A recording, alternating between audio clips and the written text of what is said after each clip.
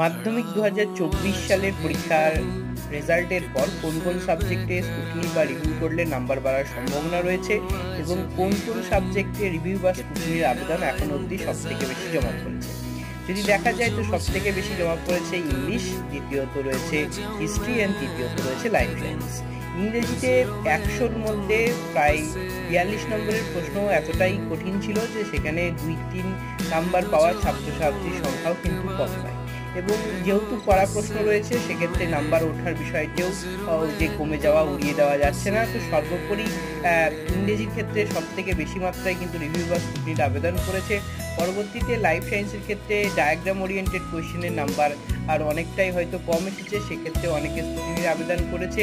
তো ইচ্ছুক থাকলে তুমি অবশ্যই এখনও সুযোগ থাকলে আবেদন করতে পারো। সেক্ষেত্রে রিচেকিং হবে এবং রিচেকিং হলে কিন্তু নাম্বার বাড়ার সম্ভাবনা রয়েছে।